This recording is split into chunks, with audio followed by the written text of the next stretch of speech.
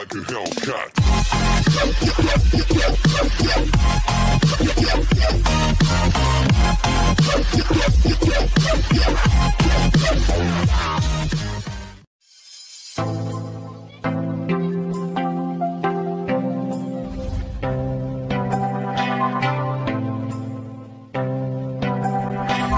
Magandang araw po sa inyong lahat. Musta po kayo? Nawa po'y nasa mabuti kayong kalagayan. Ano man po ang iyong mga gawain sa ngayon. Bago po ako magsimula, nais kong pasalamatan ang aking mga subscribers, ang aking mga followers sa patuloy na pagsubaybay ng aking mga videos. Maraming salamat po sa inyong lahat. Welcome po sa GB Rose TV. Mayroon tayong 4 na klase ng 2009. Tatalakayin natin itong 5 piso, BSP 5 piso 2009. Ito ay may issuer Philippines, ang kanyang period. 1946 ang standard circulation, ang type na year 1995 hanggang 2017, ang kanyang value 5 piso, ang kanyang currency piso. Ito ay gawa sa nickel brass.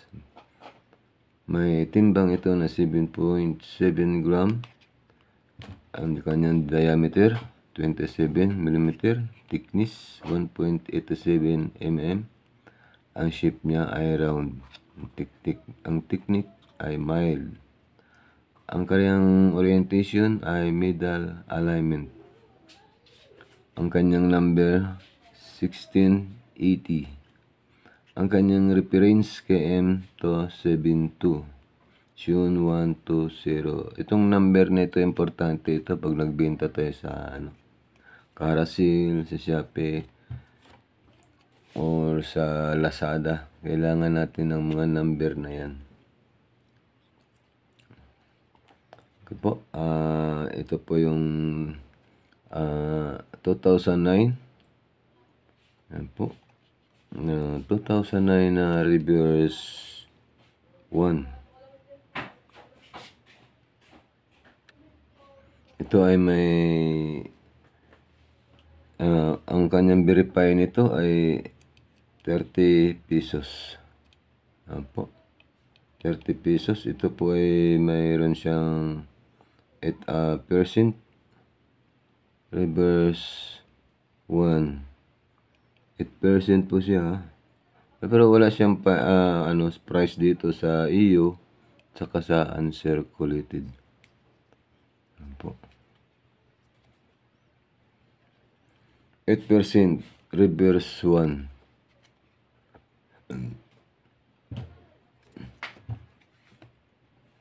Ito naman po ang reverse 2. Yan po. Ito po yung reverse 2. Mayroon siyang 3%. Ang reverse 2, 3%. Ang kanyang very good nito ay 10 pesos. Ang kanyang fine, 12 pesos. Ang kanyang very fine, 13 pesos. Wala po siyang price dito sa extra fine sa EU at saka sa uncirculated. Ayan po, reverse 2. Ayan po. Tinan mo yung kanyang diferensya sa likuran. Ayan. Medyo mababaw pa ang nito, yung kanyang ngipin. Tapos ito, medyo mataas na, malalim-lalim na.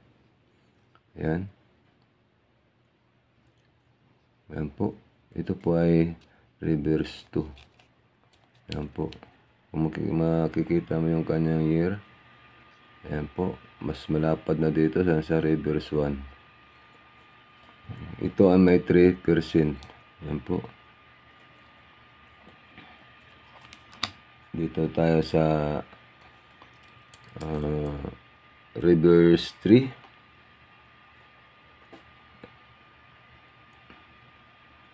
Mahirap mahanap itong reverse tree na ito, year 2009. Yan po. Ito yung year 2009 na reverse tree ay may ginawa dito na 0.8%. Yan po, 0.8%. Reverse tree, wala po siyang wala po siyang price. Sa good, sa very good, sa fine, sa very fine po. Extra fine basta sa lahat, wala po siyang extra fine, iyot, saka uncirculated. Wala po siyang price kasi mahirap mahanap tong reverse tree na ito. Mayroon lang siyang 0.8% reverse tree. Maswerte na lang tayo, nakakuha tayo ng 2 piraso. Yan po, reverse tree. Yan, titingnan natin dito sa reverse to. Tingnan natin. Ayan po ang reverse to, kung mapapansin ninyo. Ayan. Ayan reverse to. Ito po ay tingnan nyo ang kanyang gear, malalaki na ang ngipin, alas masagad na. Ayan po, at makakapal ang mga numero nito, ang reverse tree. Ayan, kung napapansin ninyo, ayan po ang reverse tree. Sa dito sa reverse 4. Ayan po, 0.8% lang po ito. Mahirap na rin mahanap sa ating sirkulasyon. Ayan po, reverse 1, reverse 2, at ang reverse 3. Pansinin nyo yung kanyang mga yan malalapad, saka malalaki. Sagad na yung mga niya, ang araw, tingnan mo. Ayan, kanyang araw, sagad na dito, ibabaw. Ayan po, wala po siyang price mahirap na rin mahanap ito. 2009 na reverse 3. Ayan po, nagkaroon lang ako ng 2. Ayan po, 2 piraso ang aking nakita. Naibayad lang ito sa aking tindahan, kaya itinabi ko kaagad dahil ito ay mahirap na mahanap. At ang ganda pa ng kanyang kondisyon. Ayan po, ito po yung isa. Ito po yung reverse 4. Ayan po, ito naman ay may 0.6% reverse 4. 0.6% ang ginawa dito. Ayan po, hirap din mahanap itong isa na ito, lalo na ang kanyang kondisyon. Kasi pag hindi ka nakakuha ng ganito habang tumatagal, hindi na gumaganda ang kanyang kondisyon.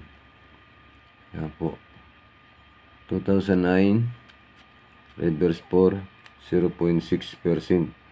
Wala po siyang price. Yan po, kung sa mga naghahanap ng mga collectors, bari may value na ito, magkano ang bili nila, depende sa magiging usapan ninyo. Yan po, pero kailangan ang coins ninyo ay maganda. Yan po,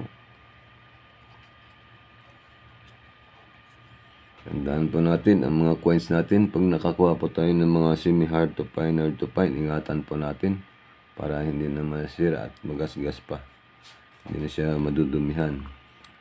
Kasi ang mga collectors, kailangan mga magagandang klase ng mga coins ang inyong ipapakita para naman mabili sa inyo. Kailangan walang gasgas. Yan po. Ayan, magkaiba sila dito ng reverse 3. Yan po. Yan po.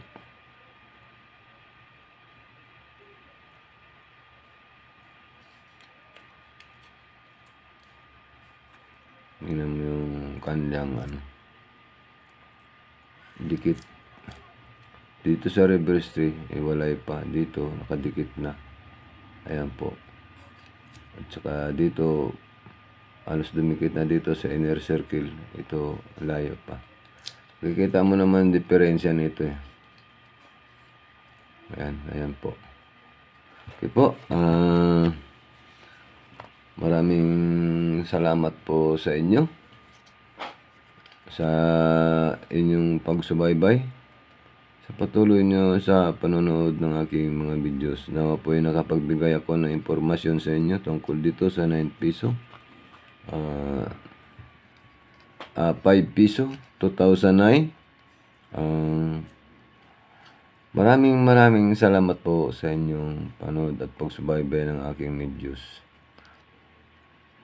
Huwag nyo sanang kalimutan na mag-like, mag-share, mag-subscribe. Pakipindot na rin po ng notification bell para updated po tayo sa mga susunod pa natin mga videos. Okay po, maraming salamat po muli sa inyong lahat. Shout out po sa inyong lahat. Bye-bye.